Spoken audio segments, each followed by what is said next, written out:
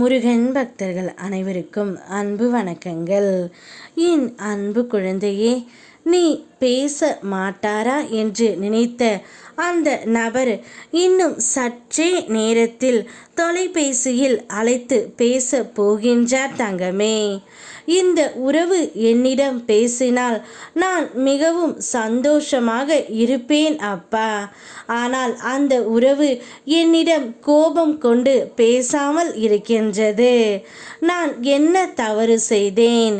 அனைவரிடத்திலும் நான் பாசமாகத்தான் இருக்கின்றேன்.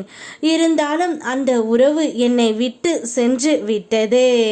ஒரு முறை என்னை அழைத்து பேசினால் என் மனம் நிம்மதி அடையும் என்று கூறிய அந்த நபர் இப்பொழுது தொலைபேசியில் உன்னை அழைத்து பேச போகின்றார் தங்கமே. கைவிட்டு போனதை நினைத்து நேரத்தை வீணாக்காதே. அது முடிந்த பாதை. இனி நீ ஆரம்பிக்க போவது உனக்கான உயர்ந்த பயணம் தங்கமே.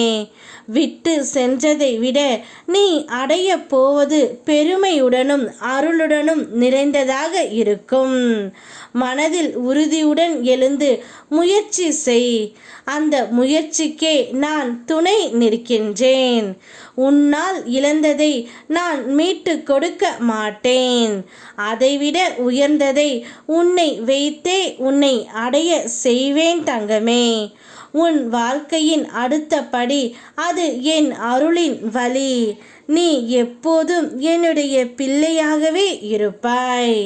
நீ செய்யும் அபிஷேகங்கள், பூஜைகள், வழிபாடுகள் அவையெல்லாம் நான் கேட்டு செய்யவில்லை, நீயே செய்கின்றாய்.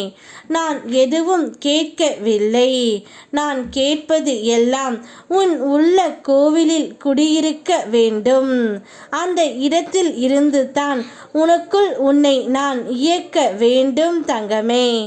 உன் மனதில் கருணையையும் நல்ல அறிவையையும் எதற்கும் அஞ்சாத தைரியத்தையும் இந்த செயல் செய்தாலும் அதில் நேர்மையையும் உன்னால் மற்றவர்களுக்கு நல்லதொரு வார்த்தையையும் உன் சிந்தனையில் இந்த முருகன் அறிவு தெளிவுடன் வணங்கும் ஆற்றலையும் தர வேண்டும் தங்கமே. உன் மனமும் நீயும் எப்படி இருந்தாலும் பரவாயில்லை. உன்னை என் பிள்ளையாகவே நான் மாற்றி அமைப்பேன். சத்தியமான தெய்வம் உன் அப்பா முருகன். அதற்காகத்தான் நீ வேண்டியதை உனக்கு கொடுக்க போகின்றேன். உன்னுடைய உயிரான உறவை இன்னும் சற்றே நேரத்தில் உன்னிடம் தொலைபேசியில் பேச போகின்றார். அவரிடம் உன்னுடைய மனம் விட்டு நீ பேசு. அனைத்து பிரச்சனைகளும் தீர்ந்துவிடும்.